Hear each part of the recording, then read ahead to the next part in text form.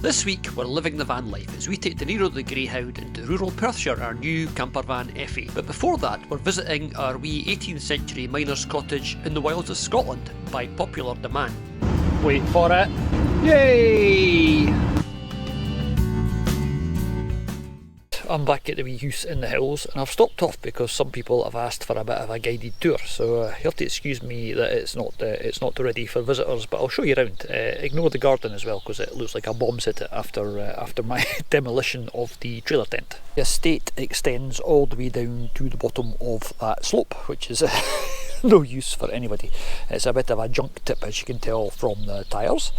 And that was there when I moved in. That is a very rustic antique shed, which is about due to get demolished. I think Bex has got it in for that wee shed because it's pretty horrible, to be honest. And it is a masterpiece of Leadhills construction because, if you can see there, it's actually it's made out of old pallets along that end, and it's sitting on an old wall at that end. And ignore this is more of the foam out of the trailer tent. Whoever built it did put a skylight type thing in, but that keeps sliding down and leaking. This shed, I think, has served its purpose and it is now time for it to say bye bye. Mysterious concrete base for something that we don't know, and a wood store thing that I built. I'm quite pleased with that. That was built out of spare materials and some slate that I recovered from a nearby ruined building. These slates are actually quite hard to get hold of now. These are old Scottish slates as opposed to being imports. And this is, if you saw our emergency video of the roof disappearing from the shed, this is that's where the roof disappeared from. This is just a wee temporary thing that I built when I was first renovating this house a lot of years ago. So it's lasted a lot longer than I ever thought it was going to. This area that I'm standing in was originally a byre, like a cow shed, and then laterally, apparently, it had a horse in it. And when all the original roof up there, all the slate roof up there collapsed, it was all just left. So when I got this house, this was this was literally a pile of rubble. And when I cleared it, I did find something quite cool that I'll show you in house. So that's a chimney stack that used to go into the bedroom. Well, still does obviously, but I guess it's all sealed off. There's my wee wood store that I built. There's a window that I've started painting. The one at the top, all the wood round about it needs to be replaced, but the actual windows themselves are, well, this is what they call a conservation area. So if you replace windows, it's got to be done with wood conservation area approved windows, which basically means everything is 3 times as expensive as it has to be, which is a bit of a pain, because you get good UPVC double glazed units in there, but you're not allowed to. Not that stopped just about everybody else in the village doing UPVC. My one UPVC concession is that front door. The front door that wasn't here actually fitted properly into the front door hole, and it fell to bits because it was scabby old wood. So I got a door on eBay for 20 quid and made it fit. So it's actually not in the door hole, it's actually bolted inside, and you can see the door frame there is lower than the bit at the door, because there are a funny sized doors here in Leadhills. Nothing in Leadhills is a standard size. So that's a living room in there. I'll show you inside shortly. That's the central heating boiler. They live outside, and it's got a big tank over there.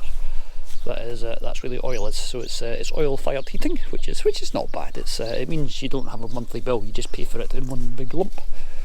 And this bit around the side, that's my kitchen that you've seen in previous episodes. It now looks a bit more like a nice kitchen. And then there's this, and this looks a bit suicidal, because it is. You would not want to be falling down there. When this house was, well, after actually this house was built first, but when the other houses down the hill were built, this was actually more buildings. So there was a building here, a building there, maybe 3 or 4 houses down that row, and now it's just one nice house. Unlike the windows in the front of the house, the kitchen windows are still in really good nick, because obviously this bit is quite sheltered. So yeah, they just need a bit of fixing up and a bit of painting. As far as I can find out, this place was built in the late 1700s. It appears on maps in the 1850s. If you saw the video a couple of weeks ago, I had a wee screenshot of that, and there are older maps where there are sort of tantalising dots that might be this house or might not. Right, who lives in a house like this? Well, first person that lives here is, of course, De Niro! Hi mate! So this is the entrance bit, and it's got a nice slate floor that's seen better days. I'd like to fix it up properly, but I don't know if you can still get the slates or not. This is the hall, which was my taste in loud wallpaper. the master bedroom. Well, you'll have to take my word for that because there's not actually a bed in it at the moment, but you get the idea. That's supposed to be the bedroom. Yes, today we'll go for a walk in a minute. I'm just showing everybody around. This is the bathroom. Obviously, originally this house would have been one room on the ground floor and would not have had a bathroom inside. It would have been outside somewhere. Moving past the dog who is doing his best to get in the way. This is it's quite a large lounge, and it's got a reasonably nice view out over the village that way. When I first moved into this house, there was water, literally water, running down that wall. It was a little bit soggy. When I got the outside fixed, that soon dried out. So that's actually the original plasterboard. I haven't replaced that. And then this, I was really, really pleased with this. How's that for a fireplace? Rustic, authentic looking fireplace. It's actually built by me before I knew what I was doing. Those are fence posts, and those are just little offcuts. They're only about, I can show you, they're only that deep. They're just purely for show. And I said there used to be a stables next door.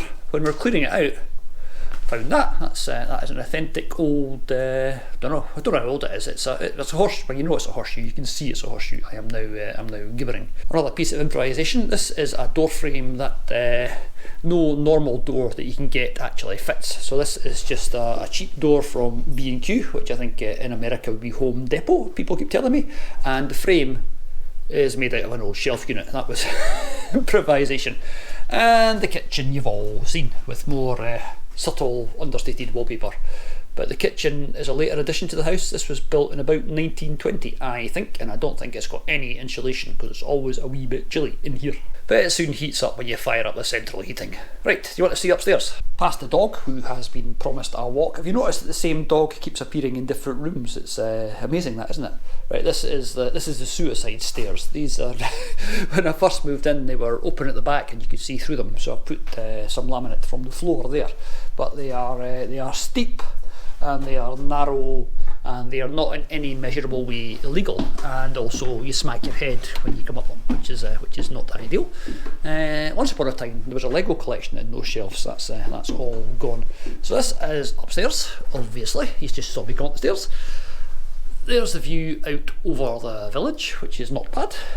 There's the side window, which is an unusual feature of this house. I don't think any other houses have got a window like that looking along, but that's looking down Main Street towards the pub. Ow! And for comedy effect, I stopped filming, stood up and hit my head, which is the problem with being upstairs in this room. The dormer window bits, they've done like that. It's a really nice sharp and pointy edge for you to smack your head off.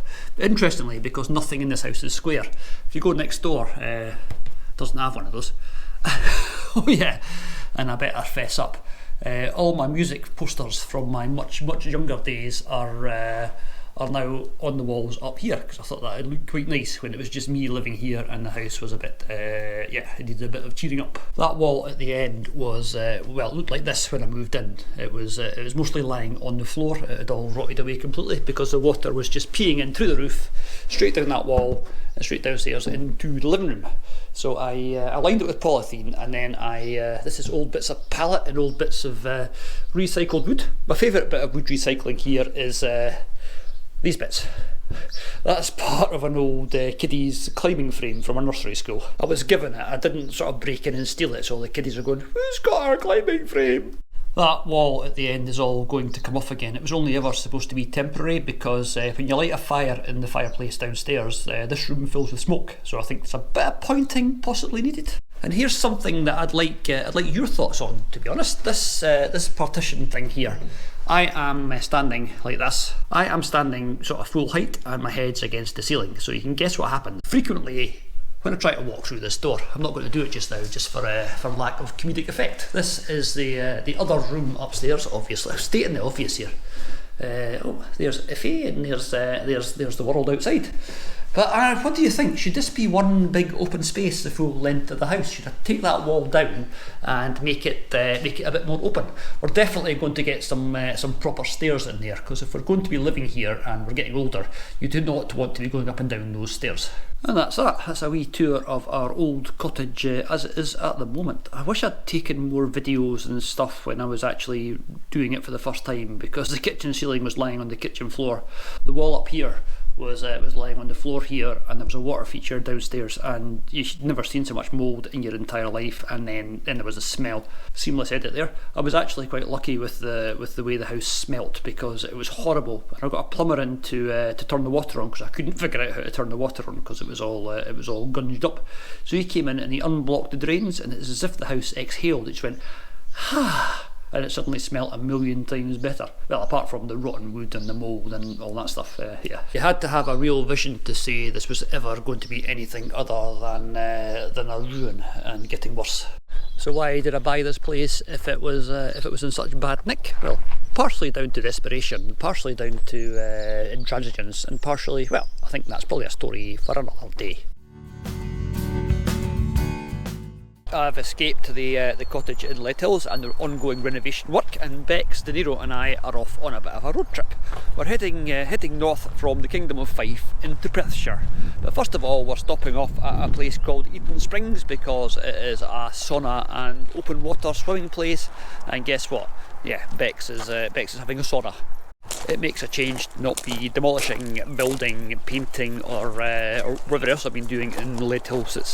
It's quite hard work, but the end result will soon be worth it. De Niro is just glad to be anywhere without the chaos of renovations. Looking forward to the carpentry, because I've not done much of that before, so that'll be quite interesting. I'm going to try and do some renovations on the windows.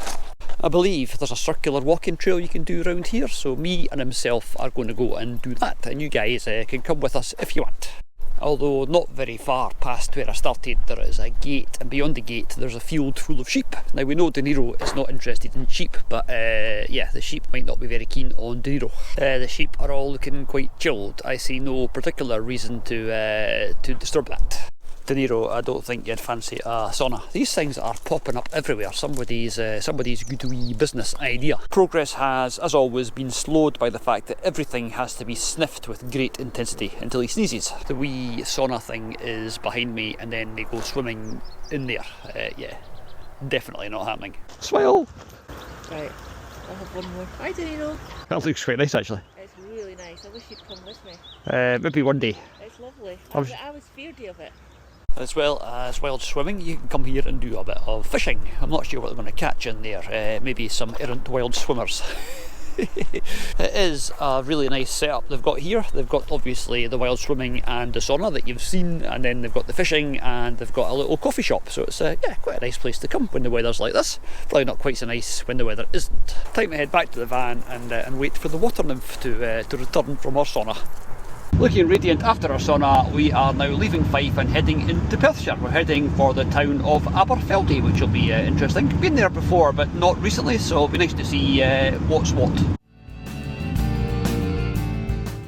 That is our overnight parking spot. We are in the Burks of Aberfeldy, which is a wee park with a river running through it. De Niro, we'll have to edit this bit out. I'm not sure where that chap there is.